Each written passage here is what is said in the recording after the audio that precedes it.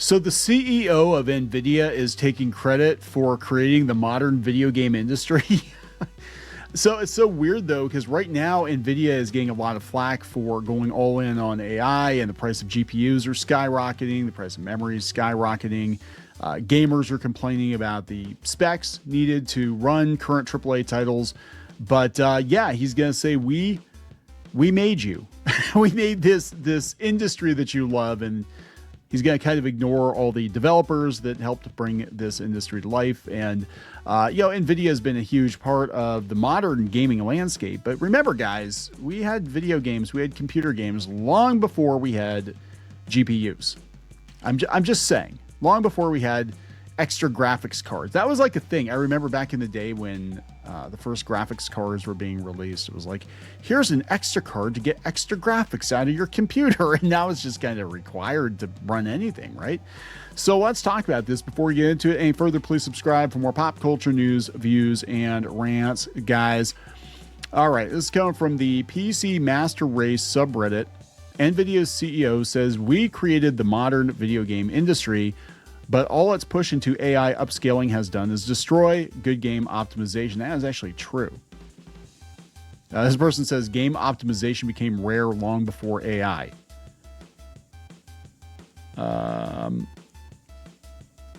If you go out to Games Radar, they have the article. In the computer graphics industry without RTX, there would be nothing today.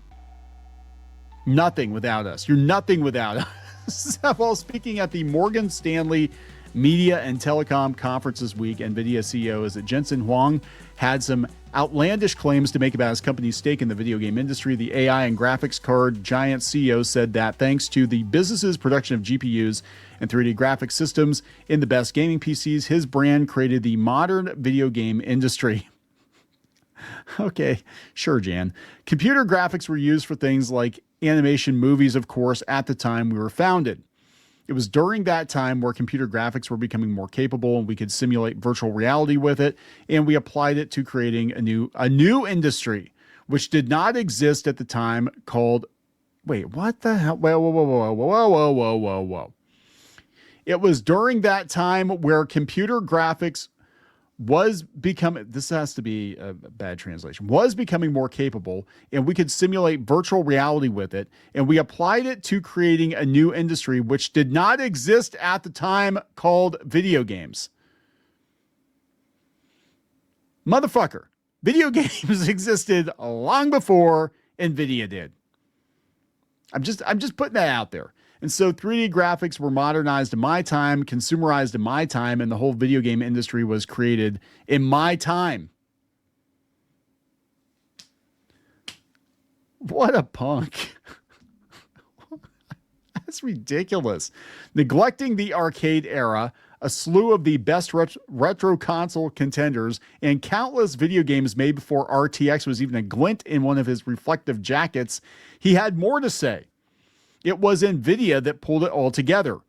The reason why we're so beloved in the video game industry, and we're so deep in it still in a lot of ways, is we created the modern video game industry. Oh my God, this is right up there with Al Gore and the internet. Do you guys remember that? Al Gore took credit for creating the internet. This is some horse shit. The modern industry, yeah, RTX has been a huge factor in that. You did not create the video game industry. All of this is a pretty astonishing take for the CEO of an AI company to make, especially after over a year backlash toward its fake frames approach to its most recent generation of graphics cards. And when the company's AI arm is a much larger outfit than the GPU manufacturing, but the thing that really made my ears prick up was what came next. Lay it on me, man. From the algorithms associated with it, the libraries, in the computer graphics industry without RTX, there would be nothing today. There would be no video game industry if it wasn't for NVIDIA. Oh my God. The sheer fucking hubris. Without our contribution of all the algorithms that go into all the game engines, you wouldn't be able to enjoy the type of video games you enjoy today. What an a-hole. It was here that I had to stop and begrudgingly agree. Okay. So, yeah, AAA gaming, yes. Over-rendered gaming, yes. I remember my first graphics card. It was a 3DFX card, and I got it for my Mac. I had a Mac Tower in the late 90s. And the first game I bought for it was actually a Bungie game. It was Myth: The Fallen Lords. And I was astounded that the ground could rotate in 3D and it didn't look like a pixelated mess. Oh my God, this is crazy. So much of modern video game performance these days is dedicated by whether or not one has support for NVIDIA DLSS, AMD FSR, or Intel XeSS. Okay, AI upscaling is a huge way for people to unlock higher frame rates, et cetera, et cetera, et cetera. Without it, even NVIDIA's most up-to-date hardware, like the RTX 5070, can't run games like Cyberpunk 2077. Yes, games have become a lot more technically demanding to the point where hardware can barely keep up with their demands. They don't have to be, and they should not be. I'm going to stop right there. This is one of the biggest problems with gaming right now is the hardware demands are too fucking high. Okay? We don't need freaking 4K, 60 frames a second, super hyper realistic detailed graphics where you see every hair on a character's head.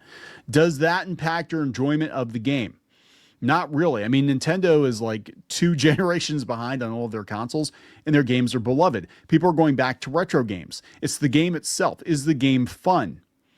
You know, I mean, at that point, the game kind of becomes a tech demo. And if your goal is to have your game played by as many people as possible, if the barrier to entry is too damn high, and as it is right now in 2026, good luck building a gaming PC.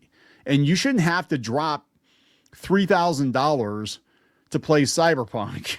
I mean, that's insane for a video game, right? I mean, I think that there are always going to be games that kind of push it.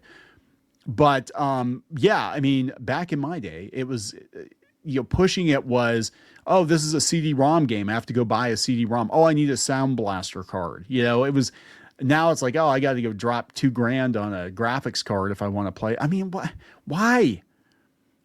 I don't get it. I don't understand. Does it make the game better? I mean, is the game really that great that you're willing to spend thousands and thousands of dollars? You literally could go out and buy like every console. You can go buy a retro console and a shit ton of games for that much money.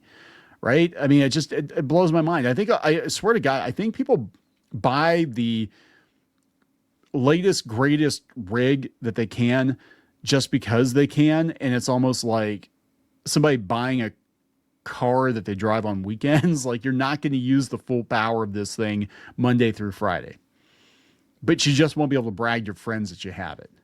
Right? And the thing about computers, as I've learned over the years, as someone who's, gone through literally dozens of computers in my professional career and my personal life, is that much like a car, as soon as you drive it off the lot, it's not worth anything. It's not worth as much. So you go buy a $3,000 rig and it's used goods, man. And now it used to be after like 4 or 5 years, that rig would be pretty much, worthless.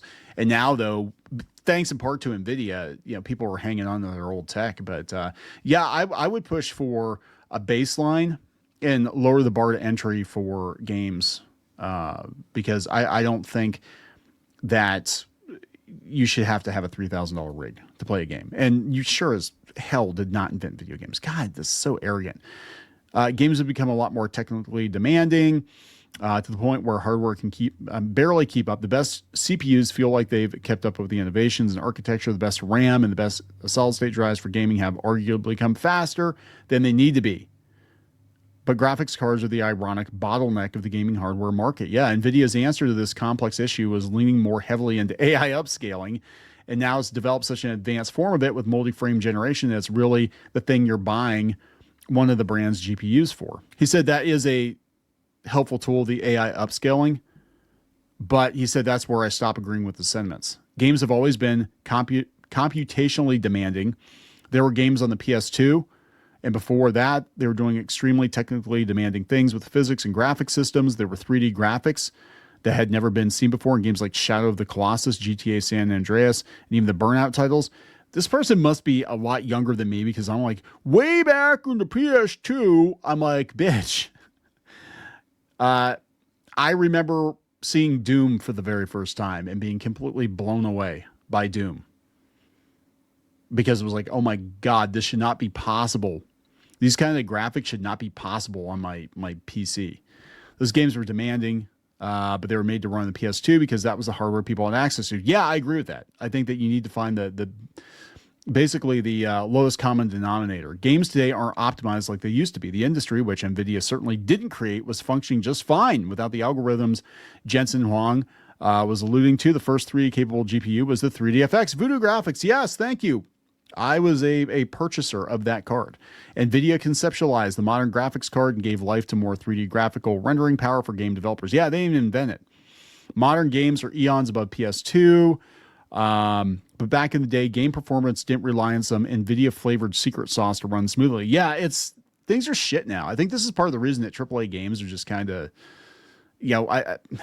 the cost of the game, the barrier to entry, and the fact that the game is usually just one giant slot machine. They're trying to get you to pump more money into a game you've already paid $50, $60 for, and then you get to be lectured at by the people who made the game.